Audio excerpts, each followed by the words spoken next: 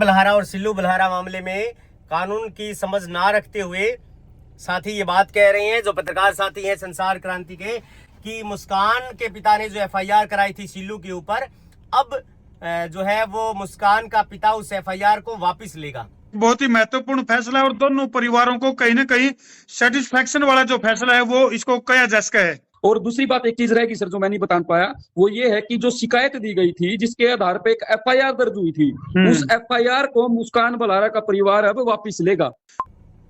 साथियों, इन साथी ने कानून नहीं पढ़ा और इनको लैक ऑफ नॉलेज है, तो मैं आपको बता देना चाहता हूं, हो सकता है ये बड़े प्लेटफॉर्म से ये बात कर रहे हो, लेकिन कोई भी एफआईआर इस प्रकार से वापस नहीं ली जा सकती।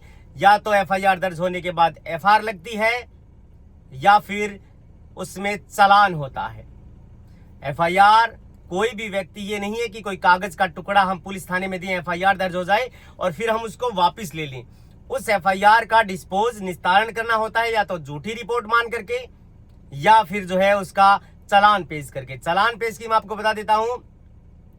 चालान पेश का मतलब, पुलिस किसी मामले में एफआईआर दर्ज होने के बाद चाहे 10 व्यक्तियों में से एक व्यक्ति का नाम लिखे और उसके ऊपर चालान करके कोर्ट में पेश करके मुलजिम बनाए, उसे चालान पेश करना कहते हैं, जिसे चार्जशीट भी कहा जाता है। लेकिन ये नहीं है कि कोई भी व्यक्ति इस प्रकार से स्वीपिंग रिमार्क्स दे दे कि एफआईआर दर्ज करवाई सिल्लू के ससुर ने, मुस्कान के पिताजी ने, वो एफआईआर वापस ले रही है। हो सकता है कानूनी दांवपेच में हम आपस में ये बातें समझ सकते हैं कि उनका राजीनामा हो गया। राजीनामा भी नहीं हो सकता इस प्रकार के एफआईआर में, क्योंकि ये हीनस क्राइम है, ये गंभीर प्रकृति का अपराध है और इसमें पंचायतों के दौर खत्म होने के बाद अंतिम पंचायत में यह फैसला लिया गया कि सिल्लू के बेटे के नाम प्रॉपर्टी नाम करवाई जाएगी जो उसके हिस्से में आती है, जैसे कि 50 लाख की एफडी, एक प्लाट और जमीन और उसका घर भी।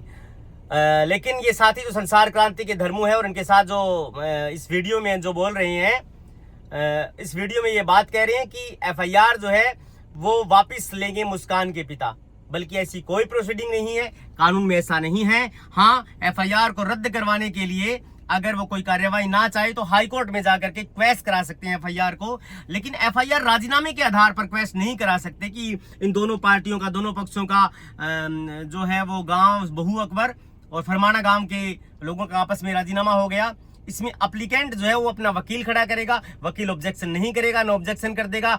लेकिन ये नहीं है कि राजीनामा होने के बाद ये चीजें कागज पर लाई जाएं कि उसके बेटे के नाम ये तमाम चीजें करवाई गई हैं इसलिए इनका राजीनामा हो गया। ऐसा नहीं होता है, क्योंकि एफआईआर दर्ज होने के बाद उसका डिस्पोज, उसका निस्तारण यही होता है, या तो एफआईआर लगाए, झूठी रिपोर्ट मान करके फाइल बंद कर दे, या फिर उसमें चालान पेश कर दे। अब ये तय करना है पुलिस को, पुलिस का काम है। हालांकि पुलिस इन लोगों से ज्यादा जानती है। जो पत्रकार साथी ये बात बोल रहे हैं बेहद गलत और झूठी खबर है। यानी कि पंचायत में हो सकता है इस बात को लेकर के बहस छिड़ी कि आप एफआईआर वापस ले लीजिए, तो उसने हाँ भर ली, मुस्कान के पिताजी ने, कि हाँ मैं एफआईआर वापस ले लूंगा। लेकिन इस प्रकार से एफआईआर कोई कागज का टुकड़ा नहीं है कि किसी को हम देकर के आए और उसको वापस जो है वो हम ले लें। एफआईआर जो है वो इस मामले में ये गंभीर प्रकृति का अपराध है। कानूनी पहलुओं के आधार पर, बारीकियों के आधार पर ही जो है वो इसको सॉल्व किया जा सकता है। यानी कि या तो एफआईआर लगाए, मैंने दोनों चीजें आपको बार बार रिपीट कर रहा हूं मैं। तो ये पत्रकार साथी सिर्फ वायरल होने के लिए, कुछ लैक ऑफ नॉलेज, यानी कि इनको इस बात का इल्म नहीं है, ज्ञान नहीं है कि एफआईआर को किस प्रकार से वापस लिया जाता है और किस प्रकार से दिया जाता है। तो आप ये मान करके चले कि इस प्रकार से कोई भी एफआईआर ये नहीं है कि पुलिस थाने में हम रख करके आए और वापस अपनी जेब में डाल करके हम वापस आ गए हैं। ऐसा नहीं होता है। कानूनी बारीकियों को आपको समझना होगा, नॉलेज आपको गेन करना होगा।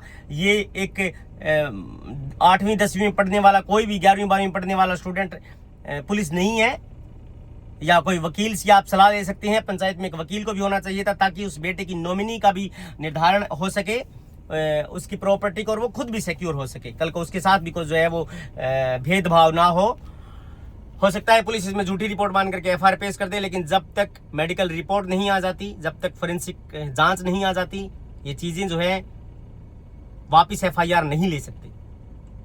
आप ये नहीं कह सकते कि यार ये तो राजीनामा हो गया, आप क्या चाहते हो, दोनों परिवार संतुष्ट हैं। वो आपका एक अलग तरीका है, लेकिन कानूनी पहलू फैक्ट चेक करके मैं ये बता रहा हूं कि इस प्रकार से कोई भी एफआईआर वापस नहीं ले सकता, क्योंकि पूरे हिंदुस्तान में एक ही कानून लागू होता है और वो होता है बीएनएसएस, यानी कि पहले सीआरपीसी था, क्रिमिनल प्रोसीजर ऑफ कोड, अब बीएनएसएस है, भारतीय नागरिक सुरक्षा संहिता 2023।